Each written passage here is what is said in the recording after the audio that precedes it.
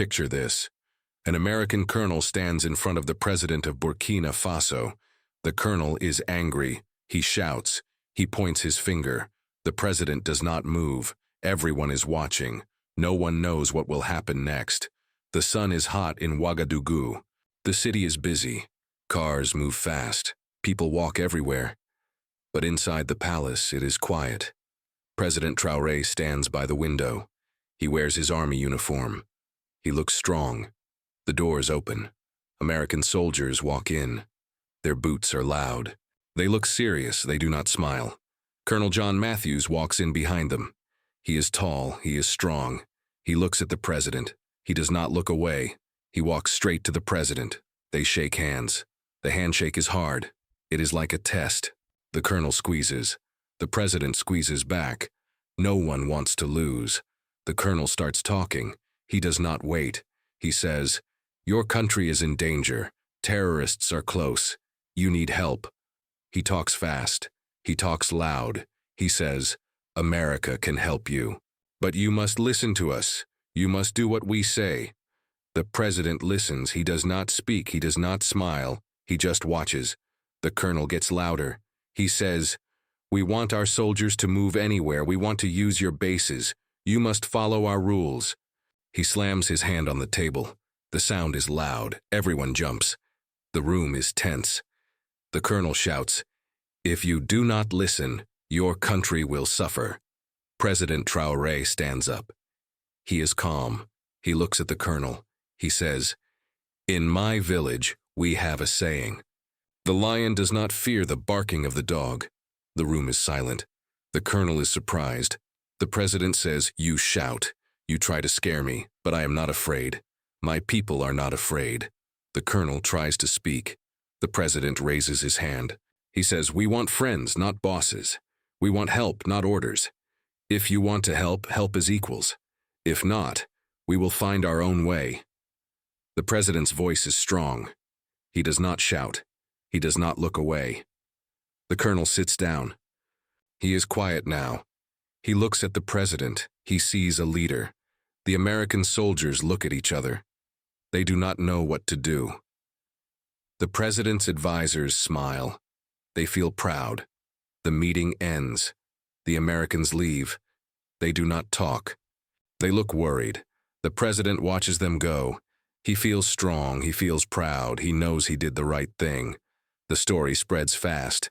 People in the city talk. "Did you hear? The president stood up to the Americans."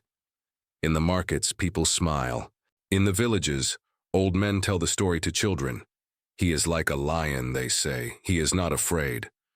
President Traoré goes back to work. He meets his advisors. He visits soldiers. He talks to farmers. He listens to mothers. He says, "We are strong. We will not be controlled. We will build our own future."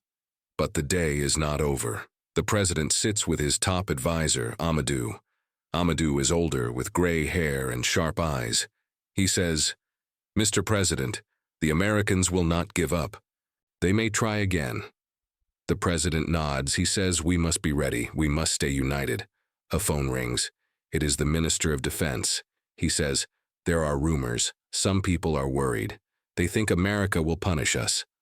The president says, "Tell the people the truth. Tell them we are not alone. Tell them we are strong." That afternoon, the president calls a meeting with his cabinet. The room is full. Some ministers look nervous. Some look angry. The president speaks first.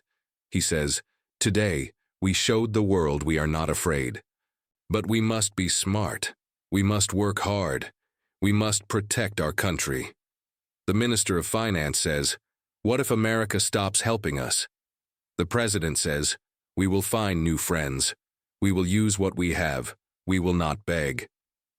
Outside, the city is alive. News spreads fast. A young man named Issa hears the story at his shop. He tells his friends, "Our president is brave. We must be brave too." His friends nod. They feel hope. In a small village far from the city, an old woman named Mariam listens to the radio. She hears the news. She smiles. She remembers when she was young, when her people fought for freedom. She says, "We have a leader now. We have someone who listens." Back at the palace, the president meets with the army chief. The chief says, "Our soldiers are ready. They trust you." The president says, "Tell them to stay calm. Tell them to protect the people. No one must be afraid." Night falls. The city lights shine. The president sits at his desk. He writes a letter to his people. He writes, "We are strong. We are proud. We will not be bullied. We will work for peace. We will work for a better life." The next morning, the president visits a school. The children are excited. They wave small flags. The president shakes hands. He talks to a girl named Awa. She says, "Mr. President, I want to be strong like you." The president smiles. He says, "You can. Always tell the truth. Always help others. Never be afraid." After the school, the president visits a hospital. He talks to a doctor named Paul. Paul says, "We need more medicine. We need more help."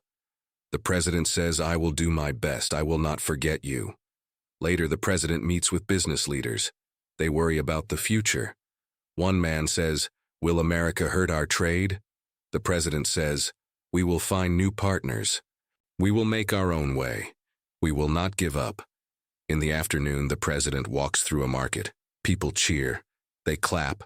They shout, "Thank you, Mr. President." He smiles. He buys fruit from an old man. The old man says, "You are a good leader. Stay strong." The president nods. He says, "I will." Back at the palace, the president gets a message. It is from another African leader. The leader says, "You are brave.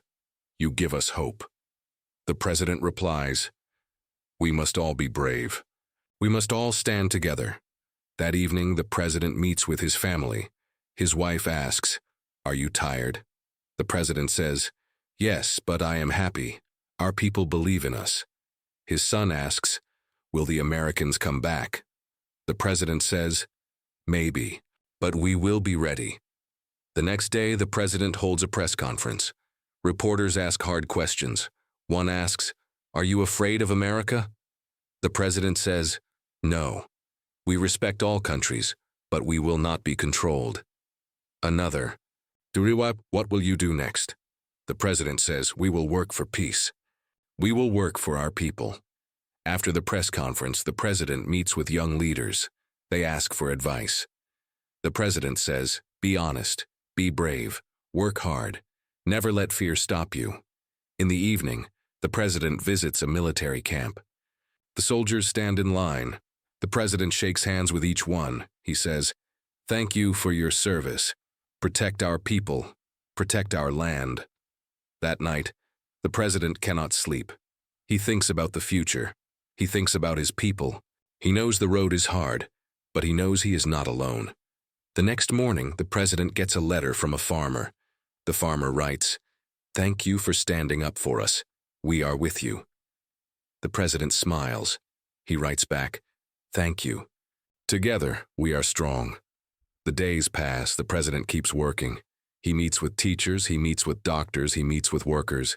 He listens. He learns. He makes plans. One day, the president gets news. The American colonel is coming back. The president is ready.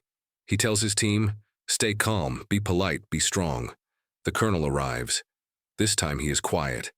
He shakes the president's hand. He says, "I respect you. You are a strong leader." The president says, "Thank you. We want peace. We want respect." They talk for a long time. The colonel listens more. He does not shout. He does not make demands. He says, "Maybe we can work together." The president says, "Yes, but only as equals." After the meeting, the president feels hope. He knows things are changing. He knows his people are watching.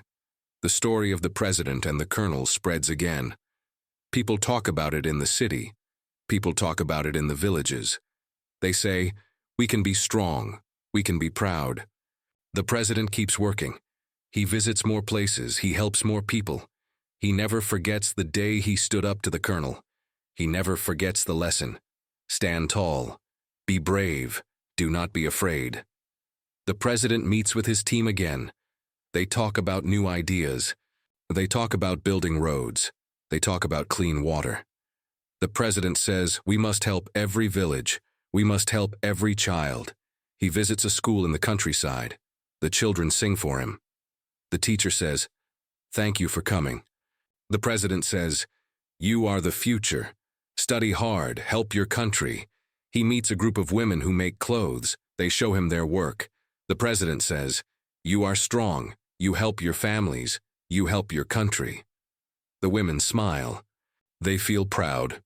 He visits a farm. The farmer shows him the crops. The president asks, is the harvest good? The farmer says, it is better this year. The president says, we will keep working. We will keep growing. He meets with a group of young men who want to start a business. They have ideas. They have dreams. The president listens. He says, work together, help each other. You can do great things. He visits a health clinic. The nurse says, we need more help. The president says, I will do my best. I will not forget you. He meets with elders in a small village. They tell him stories. They give him advice. The president listens. He says, thank you. Your wisdom helps us all. He visits a new road being built. The workers wave. The president says, good job. Keep working hard. You are building our future. He meets with teachers. They talk about schools. They talk about books. The president says, education is the key. We must help every child learn. He visits a water project. The engineer shows him the pipes. The president says, clean water is life. Thank you for your work. He meets with police officers. He says, keep our streets safe. Protect our people. He visits a market at night. People are selling food. Children are playing. The president buys bread. He talks to a mother. She says, thank you for helping us. The president smiles. He says, we are all one family. He goes back to the palace. He writes in his notebook. He writes, today was a good day. Our people are strong. Our country is strong. He meets with his wife. She says, you are working hard. The president says, I must. Our people need us. He sits with his son. They talk about school. The son says, I want to help people too. The president says, you can. Always be kind. Always be brave. He meets with his advisors again. They talk about the future. They talk about peace. They talk about hope. The president looks out the window. The city lights shine. He thinks about his people. He thinks about tomorrow. He knows there will be more hard days, but he knows they will face them together.